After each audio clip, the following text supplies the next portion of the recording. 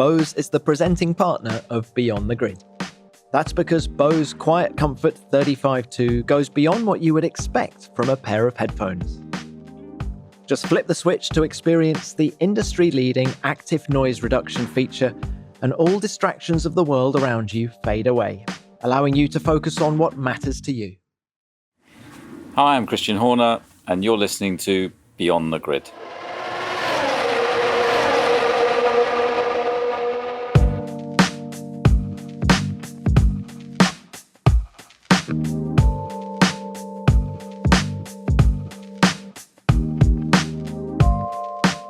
Hello everyone, it's Tom Clarkson here, ready once more to take you beyond the grid. We've got a bit of a special show today with none other than Red Bull boss Christian Horner. Now, in any meeting with Christian, there is never a shortage of things to talk about. But it just so happened that the day that we sat down to talk, a day that we'd penciled in our diaries for some time, was the very day that Daniel Ricciardo announced he'd be leaving Red Bull for Renault in 2019. So as you can imagine, there was a lot going on when I arrived at his house in rural Oxfordshire. Key members of the team needed to be informed of the change, a press release needed to be written, and he was already beginning to ponder his next move. And you won't believe the number of calls he took from driver managers just while I was there. It would be telling to reveal who they were, but let's just say that the second Red Bull seat in 2019 is much in demand. But Horner, he's an engaging character with some great stories, as you're about to find out. And keep an ear out too for an interruption from Christian's wife, Spice Girl Geri, later in the show.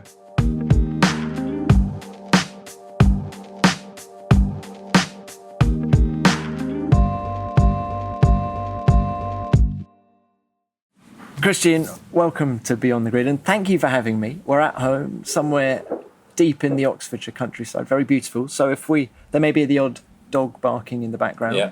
What have you got here, just on the animal front? There's all kinds. There's a couple of little West Highland Terriers. There's one called Bernie. He's the bossy one, wandering around. Small, quite aggressive. Flavio, he's the fat one, chilling out. Thinks he's cool. Bernie and Flavio. Really? So there's Bernie and Flavio, and then there's a couple of other bigger ones, Hugo and Margot, cruising around. Brilliant. Well, it's a little haven, and we're in the summer break, of course. We're all trying to relax, although I think quite hard for you to do that right now, but we'll come on to that in a minute. Christian, can we just start? Let's start by talking about Red Bull Racing. You know, you've been here at the team since the beginning, 14 years. What has been your proudest achievement? I think it's getting a group of people to work collectively together, and I think as a team, and I think what we achieved between 2009 was a big year for us, and 2013, winning 4 world championships, back-to-back world championships, double championships, constructors and drivers, was a huge realization. And even really since then, the difficulties we've had with the regulation change to the engines, that we've managed to win, races almost every single year. But if there's one moment, Christian, that stands out, is it that first win in 2009? I think there's a couple of moments that stand out. One is the first victory in 2009 in China, pouring in the rain. Sebastian qualified on pole, and that wasn't stress-free because he had a leaking drive shaft boot where all the oil was coming out, could only do 1 lap at a time. And then we had a wet race on race day. And so to win that championship, to finish first and second, was, the realization of everything coming together. It was a very, very special moment for the team, for Sebastian, for, everybody in the team, for Dietrich Mateschitz, and, and of course myself. How had the team evolved from 2005 to that moment? Well, 2005... Red Bull acquired Jaguar at the end of 2004. And so the 2005 car was essentially a repainted Jaguar. And during the 2005 season, it was a question of, identifying where the strengths and weaknesses were in the team and setting out about building the foundations. And a key part of that was getting the right technical leadership. And for me, I obviously followed motorsport for many, many years, driven in the sport as well, and Adrian Newey was you want me to go and kill that dog? that was Bernie, right? I don't know who that is. I think that's Margot. I think, obviously having got Adrian to join the team, where he started at the beginning of 2006, very quickly started working on the 2007 car. It was then a question of bolstering the team and building an organisation that could accommodate the way that Adrian worked, which was totally different to anything that had happened in the company previously. And when you get a designer of Adrian's capability and track record, you 100% back him, and so we created a structure, bringing in key personnel, whether it's likes of Rob Marshall at the time, Peter Prodromo, other key members of the team, Jonathan Wheatley as a team manager from Renault. There was a heavy recruitment process about building the right structure, and it was really only when the regulation change came between 2008 2009, where there was a reset, that we created the right structure, that it gave the technical team the opportunity, with a clean sheet of paper, to come up with their best interpretation.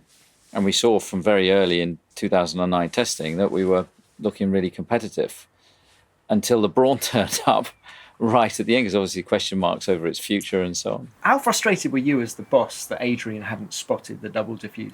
Well, I think the double diffuser was a political thing, because if you looked at the regulations to the letter, a double diffuser would never have been allowed. But when you had a scenario where it was all about interpretation, and there were the teams that had it, that were not in conflict with the FIA at the time, and that there were the teams that didn't, that included Ferrari and McLaren, that were embroiled in a battle, and Renault with Max and the FIA. And so my feeling was it became as much a political thing as a technical thing. And so, of course, it was frustrating the way that the ruling went. But as soon as it was clear that a double diffuser was acceptable, I think we introduced our first variant by Monaco, that just started getting bigger and more integrated, thereafter. And away you went. So Adrian Newey, is he the single biggest signing you have made in your career so far? And I include drivers in that. I think he's the most significant one. Yes, absolutely, because he's, his credentials speak for themselves. And I think that, I could tell that Adrian was frustrated in the environment that he was, in at the time at McLaren. And I think the opportunity at Red Bull just provided a new lease of life for him, freedom, and without the constraints or the corporate restrictions that would have been placed on him that, McLaren had become. How did you know that? Did you know Adrian prior to 2.6? I didn't know him before I came to Formula One. He grew up in an area very close to where I'd grown up. But had you come across each other in the pub? He's 15 years older than me. So, no, I'd just been a fan of his cars. And, David Coulthard, who was our driver at the time, I remember saying to David quite early on, around first European race in Imola, I think Adrian's interested in what we're doing, because I found him outside the front of the energy station, which turned up for the first time next to McLaren, and there's Adrian standing out in the front of it looking at it. And so I just invited him to come and have a look around. And did he come in? And he came in his McLaren gear. In his McLaren gear, had a drink, and just got chatting, and we started to build a relationship. And then DC was instrumental in helping to progress that, because he said, well, Adrian's wife of the time, was a instrumental person within his decision making. And so, David organised, a dinner at the Bluebird in Chelsea, and it was just an opportunity to get to know each other better. And he was just inquisitive about what we were doing, what the aspirations of Red Bull were, and you could just feel it building and building. And then we went How quickly did he give you a hint? Yeah, okay, I might do this.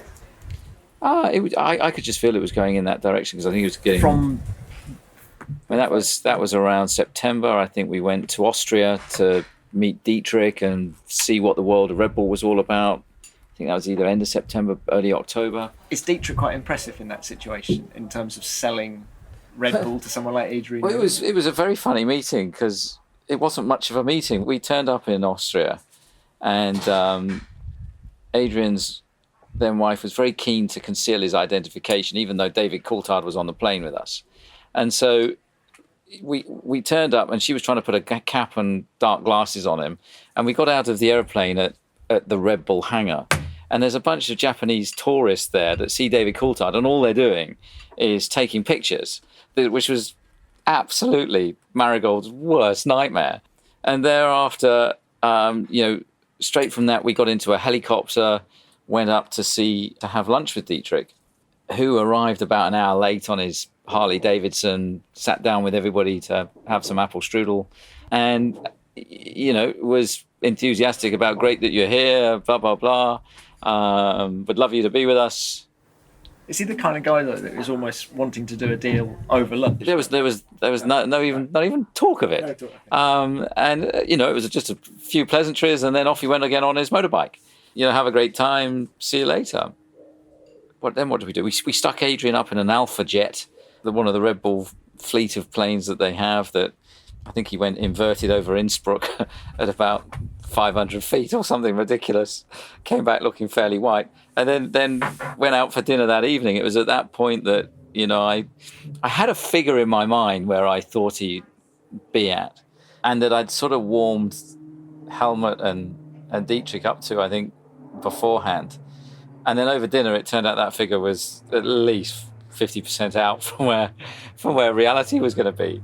But over the dinner, we managed to agree a deal, in principle, subject to Dietrich's approval. And I remember the call going in to say, the good news is, Adrian's prepared to come, which was all fantastic, blah, blah, blah. So the bad news is that it's going to cost this much. He's like, send him home immediately.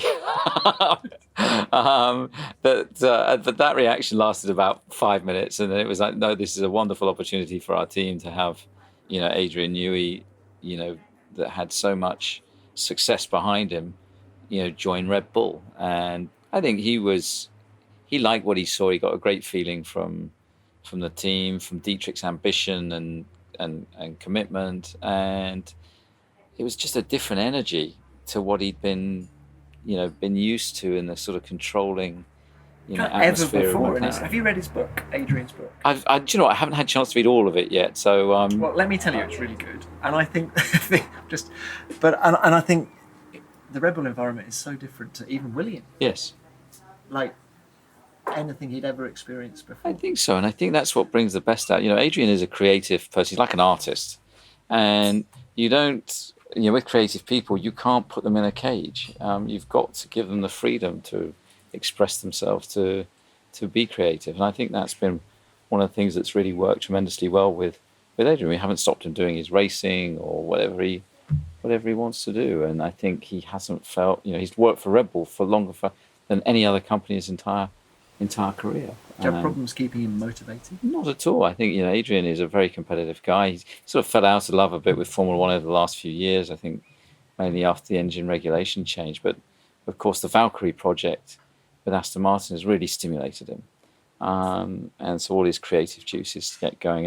And that car will be, insane. But he still loves Formula One. He's still very much involved in what we're doing. And you see his influence all over the car. So if that's your most important signing, Adrian Newey, great story.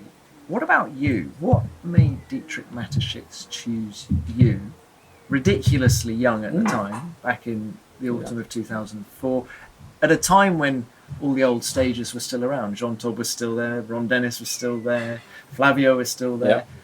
Yeah. You were the kid among them. What was the attraction? Talk us through the negotiations with Dietrich for yourself. Well, I think what happened really there was I'd competed against Helmut's team. In fact, winding the clock back even further to 1996, I was still driving at the time, and I decided that I had an amount of sponsorship that, I was going to set up a team because that would provide me the best opportunity with the money that I had, rather than going to a team and, wasting a lot of money and just having a set of result sheets and some overalls at the end of the year. This way, with the money I had, I'd still have a car and some assets around me. So originally Arden was set up just as a mechanism for me to go racing. That was my ambition with it, not to be a team principal or anything like that. And I needed a trailer to transport the car round in. And then, I was informed that this chap in Austria, Dr. Helmut Marko, he was taking his team to America, and he had a trailer for sale. So I flew to Graz. I think I was about 24 at the time. I met Helmut. Were you aware of Helmut? No idea who he was. I knew that he was an ex-driver, and that was about it. And we had a pleasant lunch, agreed a deal on this trailer, and that was it. Shook hands on it, and he said, "Right, you need to send me the money tomorrow, and I'll deliver the trailer in 1 week's time to Dover." So anyway, I came back and I begged, borrowed, and scrounged the money, sent it to Helmut. And I remember having the discussion with my father, saying that, "Oh, good news, I managed to buy a trailer." He said, "Well, where is it?" I said, "Well, it's in Austria." He said, "Well, when are you paying for it?" I said, "Well, I already have." He said, "Who to?" I said, "Well, this Austrian chap that he seemed all right. He had a good handshake and looked reputable." I said, "Are you mad?" And so anyway, I then spent the next week sweating that this trailer was going to arrive, which of course it duly did. But when did you say to Dover? To Dover, yeah. And then I... That's as far as he was going to That was all it was going. It was coming to Dover, and then it had to be collected from there. And it was a good trailer. I actually made a profit on it when I sold it about 5 years later. And that was my first meeting with Helmut, who then was running his own team in Formula 3000 at the time. And he had Juan Pablo Montoya and Craig Lowndes as his drivers. And it was a competitive team. It was a no-frills team, but it was a competitive team at the time. And then he took on the Red Bull Junior program, where he had two young drivers, Enrico Bernoldi and Ricciardo Mauricio, who's a strange little driver that had a twitch with small guy, little guy. So you'd see him going down the pit lane, and his head would be bobbling around. He's got a sort of like a nervous twitch, and that Helmut, he had some success with it, but you could see his heart was sort of going out of it, and he was becoming more and more involved with Red Bull. And then he sold his team and just focused on the Red Bull Junior program. And in the meantime, I'd won the championship with Thomas Enger in 2002. I'd won the championship again in Formula 3000, which is now called Formula 2, with Bjorn Verdheim in 2003. And for 2004, there was an Italian driver that was a Red Bull Junior called Vittorio Liuzzi. And I was desperate to have him in our team because he was the standout driver. And by this time, Helmut was looking after the program. And so I went and negotiated with Helmut, and typical Helmut, he wanted to pay cheap. So he offered me half a budget for Liuzzi. And I said, "Okay, I'll do it for that, but you've got to pay a win bonus." I can't remember what How confident were you of winning at this I thought we might win 3 or 4 races. Right. So I said, if we win, if we win a race, I'd want a win bonus of, I think it was €20,000 a race. And Liuzzi went on to win every single race bar one, which his teammate Robert Dornbos won, and totally dominated the championship. So in the end, I didn't lose any money on it, put it that way. But Helmut was happy because his driver won, and it suited me. And at the time, I then won the Formula 3000 championship for 3 years in a row and the team championship. And I was thinking, right, okay, I want to move into Formula 1. And at the time, I was looking for opportunities for the Arden team to go into Formula 1. And Bernie was... So we're talking 2004 at the minute. 2004. So Bernie Eccleston, who had been representing the Formula 3000 teams for, the Helmut actually had nominated me to represent the teams with Bernie to negotiate prize funds and bits and pieces. Bernie basically said, "You need to be doing Formula 1.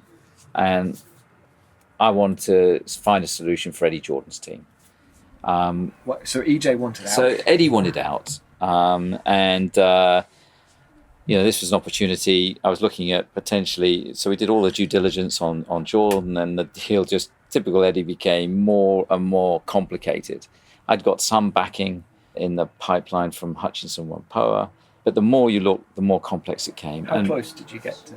I think I offered him £1 for it in the end to take on the liability that he had, that he went absolutely ballistic about. I remember having him ranting on the phone at me because the more you looked, the more stones you lifted, the more issues you found. So it was never really a goer. It wasn't. If he was prepared to do a deal at that level, then to basically get rid of the liability.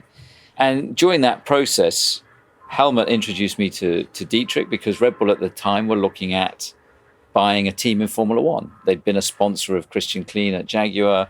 They'd been involved as a shareholder at Sauber, but they were keen to get involved in Formula One. So initially I met Dietrich at the end of the summer in 2004, and he was half interested in the Jordan, scenario. So Helmut was the introduction. So Helmut, he was the intermediary.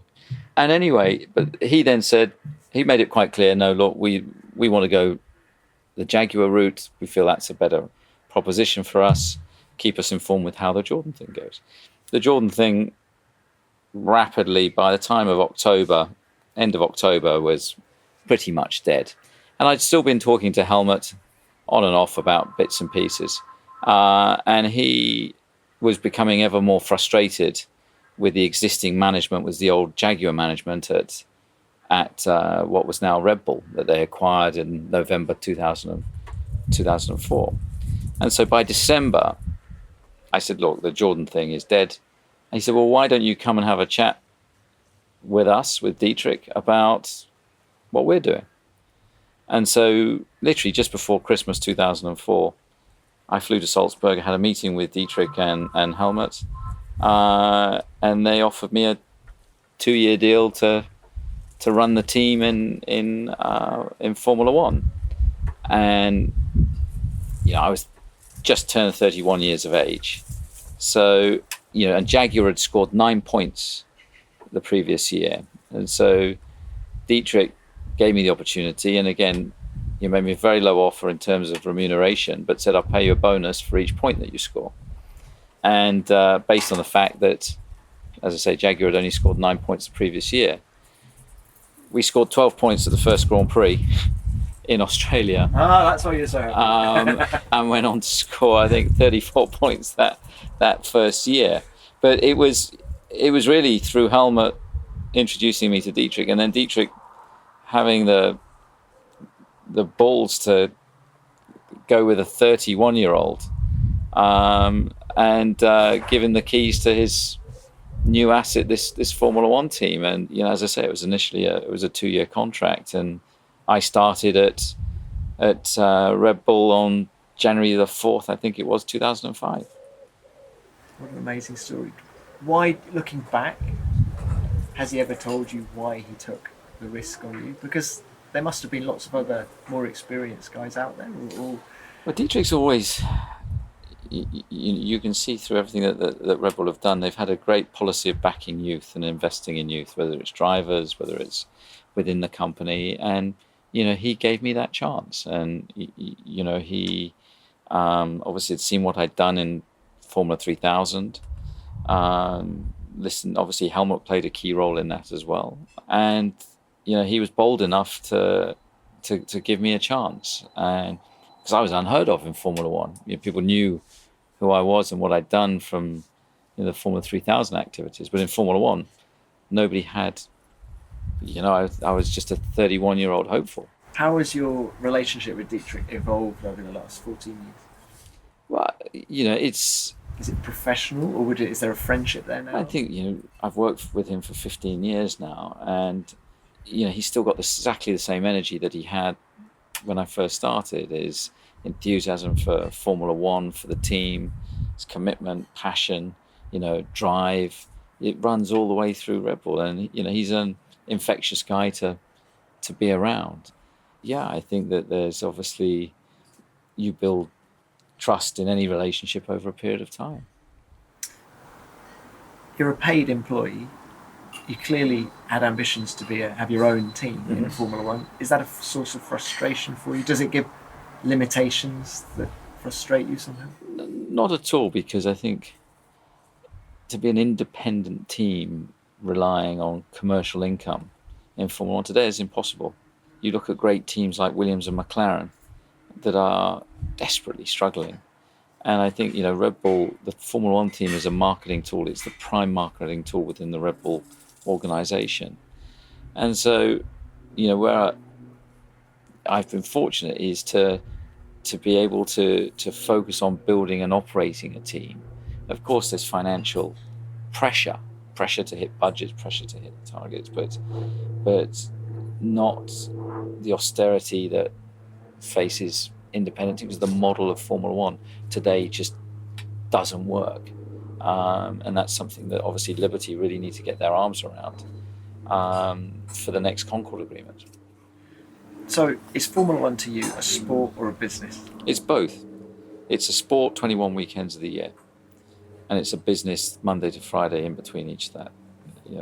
On every week. We employ close to 900 people, 22 different departments, and there's all the pressures of running a business that's in a high-performing, high-tech, industry. And then every other weekend from March to November, we're judged very publicly in front of, the world's media and following, fans on TV and however people watch races these days, on our sporting performance. But do you think that criticism has affected you elsewhere in terms of, in recent years, you've tried to do deals with other manufacturers who haven't? I think it's used as an excuse. If I look at how critical McLaren were of Honda, who were being paid to use their engine, get a free engine, paid for their drivers, whatever else, it was nowhere near in comparison. We're paying for a product, and I think the problem is it becomes very easy for a Mercedes or a Ferrari to use it as an excuse, but they don't want to supply Red Bull an engine because of the competitiveness and potentness of our team. And you can understand, I'd probably be the same in their position. Why on earth would you want to give one of your main competitors one of your biggest assets? You wouldn't want to do it. And so coming up with any excuse to avoid it is what these guys are very good at. Let's talk about you, the racing driver. Mm-hmm. That'd be quick. No. When did it start? I mean, did you kart from a very young age? Was it? I started karting when I was 12. I think I had that passion of just wanting to, whether it was building your own go-kart to race down the back hill. It was always a fascination by speed, or how many bricks you could jump over on your BMX, bike on the ramp that you'd make that ended up in A&E a couple of times, and it was competing, wanting to compete. So anyway, my mother helped me get this go-kart that then turned out to be, it was a knackered old thing that was from the 1970s, an old racing car, and it was, of course, far too low to go around the garden. So there was a go-kart track or kart track just outside Banbury in Shennington that my father remembered from his youth. And so we went up there one Saturday, and then suddenly, boom, this world of karting opened to me, that you could race these things and anyway, so that's how we started. And I started racing. And at the time there were drivers like, David Coulthard, he was the top junior, and there were some great drivers. Do you remember racing DC? I never actually raced against DC because he was 2 years older than me. But I remember being at races that he was at. Did he talk to you? Did he talk to me? I don't think he probably did. I probably wouldn't have understood him coming from Scotland anyway. But there were some great British drivers at the time. Guy Smith that went on to have a good career. Ralph Furman that went to race on in Formula One. Richard Westbrook, I think he might be even still racing. So there was some great drivers. And Jenson Button was a few years younger. Daniel Weldon. Now you said earlier that you weren't much cop at driving, but you were successful in Formula Renault. Yeah. So there was reason to be optimistic. Yeah. I won a scholarship from karting. So I won a Renault scholarship to go from driving karts into Formula Renault. So I moved into Formula Renault for John Booth's team in Manor Motorsport. And John was a great guy to drive for. It was a deal that was done on a handshake, and he was a competitive guy. He wanted to win. He ran a really neat little team. And Pedro de la Rosa was the main competitor that year, driving in a Marlboro-sponsored Minister car. And I was the rookie, and I was getting better and better through the year. I managed to win a race at Pembrey International Circuit in Wales, beating Pedro. Got a message for Pedro right now? But he got lucky that year, Yeah, if a bit more experience, I think, it would have been a different story. Who knows? I might have gone on to drive for Jordan and Arrows and McLaren. But it was a fun year, and then suddenly, you start to get a bit recognised. Offers start coming in. I was then asked to go and drive for Lotus in their Formula 3 team. I drove in Class B in '93, and I won 5 races that year, and then Formula 3 the next year in a stellar year against Magnussen, but Jan Magnussen, Kevin's dad, Dario Franchitti. There were some really strong drivers, and it was a great experience. I loved it, but I just wasn't quite at their level. I then created this team. Did you know that at the time? Did you realise? I started to, yeah. The higher you went, the harder it got. That's when the penny started to drop in Formula 3. In Formula 3, yes. And I was then determined to do Formula 3000. And ironically, I had an amount of sponsorship, and I had this one sponsor called Elizabeth the Chef, and they made cream cakes in Asda and Safeways and Sainsbury's, celebration cakes. And the owner, I remember, sat down with me and he said, "Look, Christian, we can afford to pay you a little bit more money if this cake, this celebration cake, works all right." And he said, we've done a deal with a band, a girl group called the Spice Girls. And if this cake sells, we'll be able to pay you a bit more money.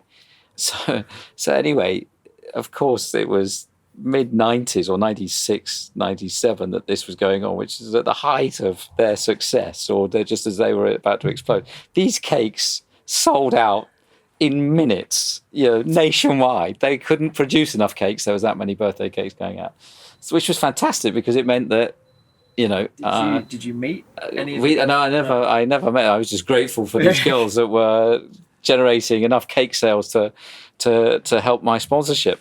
So indirectly, as it turns out, that my wife actually indirectly financed part of my career. And so, they were a sponsor of mine in 97 and 1998. It started off in the Tom's car, yes. Yeah. Now, was there one particular moment where you had a proper reality check? Because I remember asking Toto Wolff this question, and he said, yes, there was a moment for him at the Salzburg ring. It was raining, and Alex Wurz came past him sideways and doing stuff that he knew he couldn't do. And that was his moment of... Sounds like Toto's been listening to my stuff. So was there a moment? Yeah, I remember very vividly. It was, when was it? I think it was the beginning of the 1997 season. And we were testing at Estoril. And when you came out of the pit lane in Estoril, there was a very fast right-hand corner. And I remember Juan Pablo Montoya coming past me into this right-hand corner and just seeing the energy in this car that was pretty much completely sideways, completely flat out, totally committed. The rear wheel rim trying to pop through the sidewall of the tyre. And there's a wall and barrier about 5 meters away on the left-hand side of the circuit. And I just thought, I can't do that.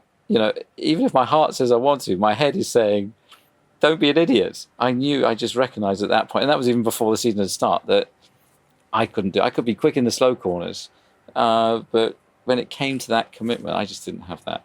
But would you, if you'd never got on that car aged 12, would you be doing what you're doing now? No, not at all. I'd probably have been doing some other job that I couldn't even imagine. He'd be a good architect, like interior designer. He loves interior design. I don't wife Geri saying that Christian would have been a good architect. Yeah, or interior designer. Or interior designer. I don't think so. It is a lovely. Yeah, so, he really has attention to detail. Attention to detail. Well, I suppose you need that running a Formula 1 team. Yeah, he's all about precision. You get obsessed about precision and he's so about tidiness, precision. which unfortunately my wife doesn't share the same ideals. So the racing driving. Yeah, I just loved speed. I loved competing. I loved competition, but I really enjoyed, I was fortunate to drive some good teams like John Booth's team, so on. And the thing that was consistent about it all was it was a people business. And if you could get the right people and everybody was working together, great things were possible. And, I left school when I was 18. I made a deal with my parents that I'd take a year out, having done what we call in the UK A-levels, that I could still go back to university, because they were very unhappy about me going to pursue a career in motorsport. I still haven't gone back to university. I have no an honorary degree from somewhere. I've been given an honorary degree. You've done it. You've done that. You ticked that box. Which was a very funny moment because my two brothers did go through the whole university, system and slaved. Well, I'm sure they had a bit of fun along the way as well. But they put in the hours to come out with the grades and whatever else. And then I get given an honorary degree. It totally pissed them off. They were so pissed off that I'd never been to university in my life. And suddenly get made an honorary doctorate of Cranfield University, which was incredibly generous of them. Well, look, I suppose the racing driving also helped you understand racing drivers. Yeah. So my next question is, understanding racing drivers as you do, why do you think Daniel Ricciardo has elected to go elsewhere for 2019? With your racing driver mentality. I think being a driver, you're always slightly different. You say you're part of a team, but the reality is you're not. You're a contractor for a team. And, a driver's existence is also a very selfish one, where the team will talk about the team. The driver will maybe talk about the team, but really he's only interested in his own performance, his own aspirations. And I think, Daniel, it's a great shame that he's chosen to leave the team. But I guess in his mind, he's felt that, after 5 years that he feels he needs a new challenge, a new prospectus. And I think that, obviously he's chosen to join the Renault team that he feels are in the ascendancy. Obviously he's been, he knows the Renault product very well from, all his time that he spent with us. And I can't help but feel that he wants to be a leading role, perhaps in a smaller environment. The competition between he and Max is intense. Max is growing stronger and stronger, and I think that that Daniel's just decided that the timing is right for him to check out and try something else. Now, both you and Daniel have been telling us for months, actually, that the deal is almost done and expect some news soon and things like that. So do you feel let down that he's done... Is it a U-turn? Is it? Well, Daniel said he decided after a long flight to America that he decided that he wanted a change. Now, you look at the rational reasons for that, it's difficult to understand, but I think Daniel obviously had his reasons. What do you think they were? I think it comes back to wanting to take on in his words, a new challenge. But I also feel that, he sees Max growing and growing in terms of speed and strength, and he doesn't want to play a support role, I guess, is for want of a better words. Not that they're in any way treated in any way different. Were you offering him a number two? Or? No, not at all. They would have had equal status, as they've always had. And I think that maybe I can't help but feel that was perhaps a large part of Daniel's decision making because I could understand if it was to Ferrari or Mercedes, but it's an enormous risk to at his stage in his career. Have you been caught on the hop because did you think the deal was done and therefore haven't been speaking to other people? Yeah, I have to admit it's been a bit like trying to convince a girl to go out with you that doesn't, it's been pretty reticent. I've been there many times. And I guess, when you look at it, it's felt like that. Daniel's had conversations with Dietrich, with myself, with Helmut, and we've bent over backwards to make it happen. But if someone heart's not really in it, then, and it's just felt like that. And in the end of the day, we gave Daniel everything that he wanted and asked for, and it still wasn't enough, I think, in his mind to say that I want to keep going at Red Bull. So it wasn't about money, it wasn't about status, it wasn't about position or commitment or duration. I think he felt that, I need to take something else on at this stage in my career now. It might be an inspired choice. It might be one that do you think he was nervous about Honda? That he regrets. don't think so. I think, he knows the comparative performance of the two engines and reliability. So, we were even prepared to do a 1-year agreement. So he was available to Ferrari and Mercedes should they come knocking in 12 months' time. So, because obviously they haven't taken him up. Fallen out with him personally, Not at all. Not at all. I thought he was winding me up, to be honest. He rang me literally yesterday afternoon to say, I'm going to Renault. So this is a wind up for the summer holidays. But it then became very clear that was his choice, and you have to respect that. And Renault are a growing team. They're committing, resource there. Maybe it's an inspired choice. So what are you going to do about the second driver in the team? Well, we're fortunate that we've got, several drivers under contract that are great talents. So I think we're just going to sit back and just evaluate what the situation is. Also see what comes out of it's an incredibly attractive car to be driving.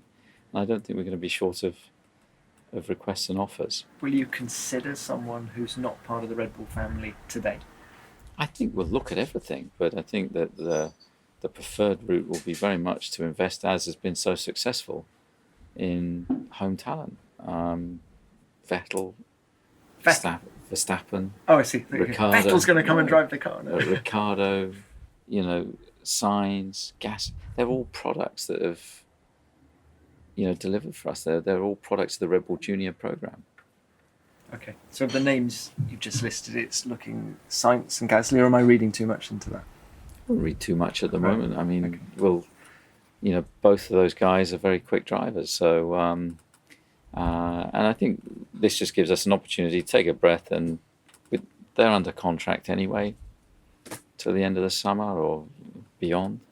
We'll just look at the options available to us and make sure we make the right decision for the team. I remember when Mark Webber left in 2013, it was going to be a disaster, and we considered Kimi Raikkonen, we considered all the drivers, but in the end it came to a clear-cut choice between Jean-Eric Vergne and Daniel Ricciardo, and Daniel got the nod, and the concern we had about him was his racecraft, because we hadn't seen him race anybody.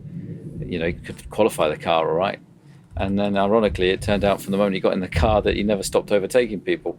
So it just goes to show, until you give somebody the chance in your own environment, sometimes quite difficult to gauge. Can I just throw one name at you, just to discuss him? In that, Fernando Alonso. I think he was linked to the team, in fact, a couple of times in the past, wasn't he? Has he got any chance? Because I'm sure he's a free agent if you want him, and there's a huge number of people out there who would love to see him in a front-running car. I've got huge respect for Fernando. I mean, he's a great driver. He's a fantastic driver, but I think it'd be very difficult to see. He's tended to cause a bit of chaos wherever he's gone. I'm not sure that it would be the healthiest thing for the team, for Fernando to join the team. So I think our preference, would be to continue to invest in youth, than take a driver who's obviously close to the end of his career. Yeah, and I suppose he wasn't that complimentary about Honda last time around, was he? Let's move on. Let's talk about other drivers. Who is the best driver that's ever raced for you? I'd say at the current moment, Sebastian Vettel.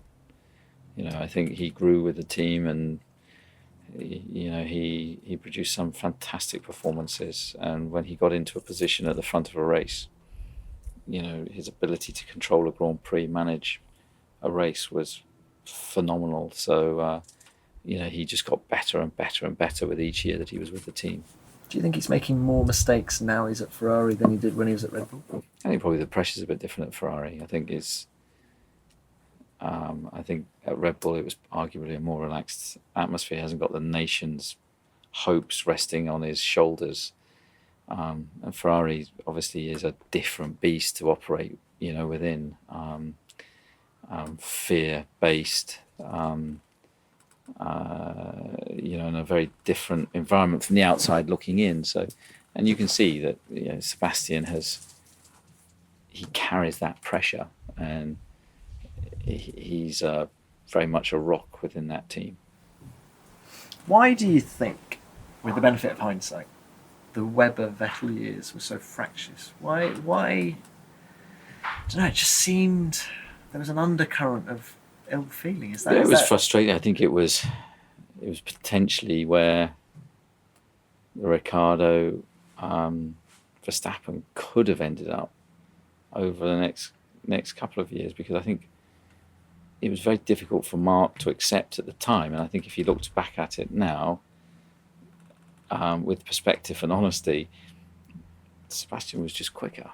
And so therefore Mark would use whatever tool he could to try and get under his skin. Because Mark was a great competitor. He's a ruthless competitor. He'd read every mind management game in the book in the business.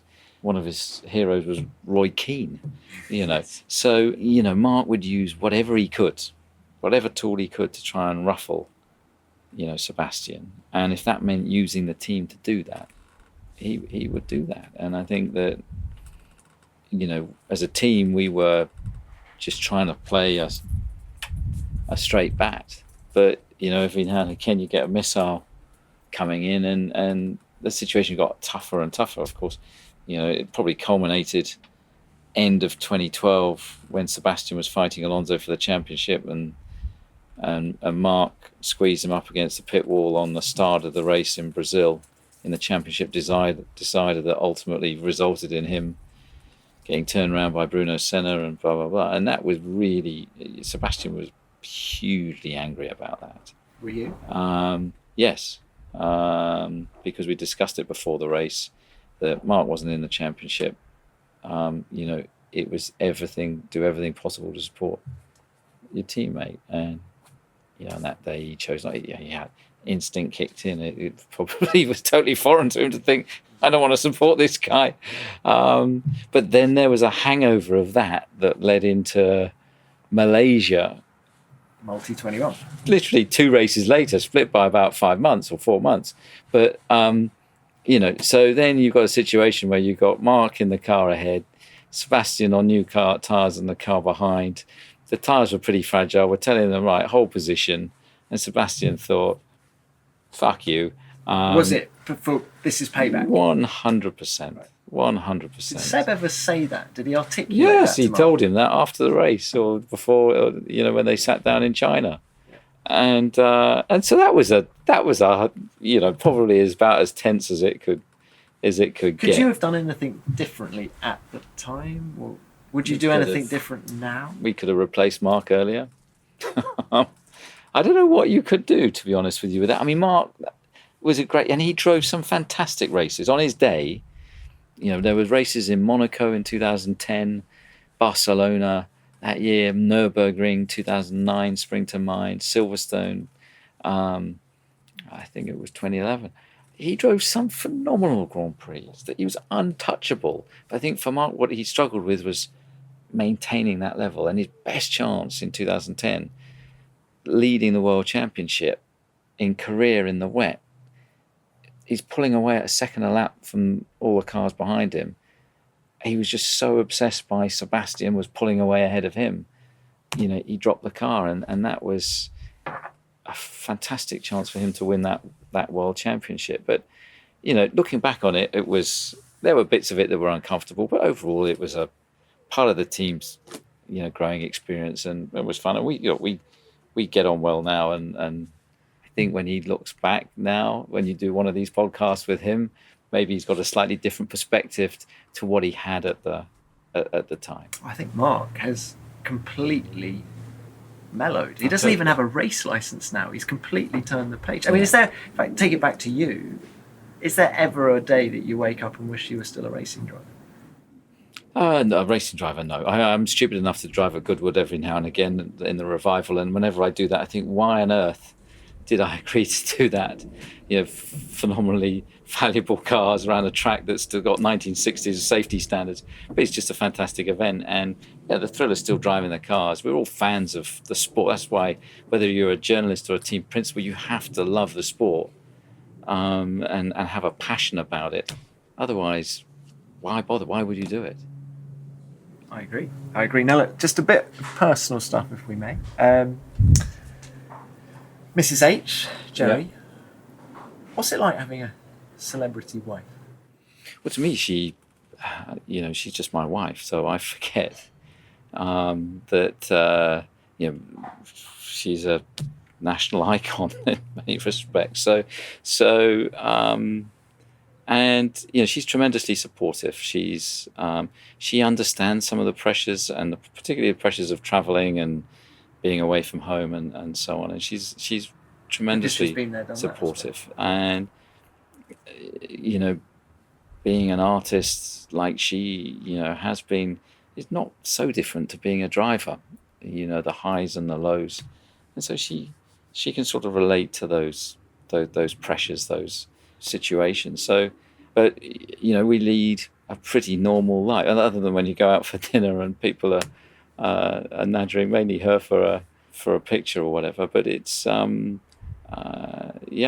guessing do you mix in different circles to the other team principals, do you think? I doubt it. We're pretty antisocial. We don't go out much, to be honest with you. Are you the modern day Flavio? For us, there's no better weekend off than being at home with the children and animals. For me, home is a bit of a sanctuary. As soon as you shut the door, try and leave Formula One behind you. And because, with family, you try and make sure that you're present. It's no fun for them if you're just constantly on the phone all the time. What kind of a dad are you? I think Geri would say irresponsible. She's told us you're a detail man. Look, I love the children and spending time with them. It's really rewarding because we travel a lot of time away from home. That when you do get time, so there's this 2-week break of having a week in Cornwall, just messing around on a surfboard or whatever we'll do down there, or buckets and spades and all the rest of it, or swimming lessons or whatever. It's just great fun, and it's the most rewarding thing, more than winning a Grand Prix. It's a better feeling than winning a Grand Prix by spending time with your family. I guess you're going to be on the phone quite a lot these couple of weeks. Actually. Well, I won't, because there'll be no reception there, so, so hopefully it should be all right. No, we talked about your honorary degree. I haven't talked to you about your OBE. Mm-hmm. Just describe the ceremony and what it means to you. I was very surprised to be awarded an OBE in the honours list after 2013. I'd been invited to a lunch hosted by the Queen and the Duke of Edinburgh, which I expected there to be about 200 people at. And there turned out to be 10 of us there. Where was this? This was at Buckingham Palace back in 2012. No, it was 2013, because it was just after the multi-21 scenario. I had this bizarre situation of having to deal with the drivers and then to go to lunch with the Queen and Prince Philip and explain to her what a multi-21 was and why our Australian driver was particularly grumpy with our German driver. Did you really try to explain that? So yeah, I had that conversation over lunch with the Queen, and she seemed to show great interest in it and likened it to horse racing. And Prince Philip was incredibly interested as well, because he was inquiring whether we could have a look at one of his carriages that he competes on in Windsor Park or something, that he's very keen on his carriage driving. Try and make it fast. Yes, Formula One exactly. I'll get Adrian involved. Yes. So it was a most bizarre situation of people from all different walks of life. There was a mathematician there was somebody from the Navy, there was somebody that ran one of the national museums. So it was a very diverse group, but small group of people. And it was just like having lunch with your grandparents, just slightly more formal. But it was a lovely a great occasion. I felt very privileged to be there. And then I didn't know whether that was a sussing out moment or not, but shortly after that I got informed about the Honours Award, which was a phenomenal privilege. And something I'm very proud of. And then what about the actual ceremony itself? The ceremony itself all goes in a bit of a blur. So you turn up at Buckingham Palace. Prince Charles was handing out the gongs that day. I've met him about 4 or 5 times now, and every time he says exactly the same thing to me. Who on earth pays for all this? It's so expensive. As he was it's so expensive. I met him the other day at a Prince's Trust thing, and So how's Red Bull doing? Blah, blah, blah. Who on earth pays for it all? So that was quite fun. But look, I'm a big fan of the royal family. They do some fantastic stuff. Special day. So let's just end it with, what does the future hold for you personally in Formula One? I mean, Toto Wolff talks openly about his contract with Mercedes ending at, I think it's 2020, and then beyond that, he's refusing to commit. Where do you see yourself in 5 years? Look, my focus is on getting Red Bull back into the winner's circle, and contracts are bits of paper at the end of the day, but it's all down to relationships and where your heart is. And my heart is very much in the team. I enjoy working for Dietrich. I enjoy doing the job that I do. I feel a personal responsibility to the team. I'm still driven by a competitiveness that wants to, get back and compete at the front, compete against the Mercedes, compete against the Ferrari. And that's what really has hurt over the last few years, that we haven't been able to do that on a regular basis. And it's an interesting time in Formula One at the moment, where the regulations are going, where the sport is going. But I'm 44 years of age, and I've got a few years left of me yet as a team principal.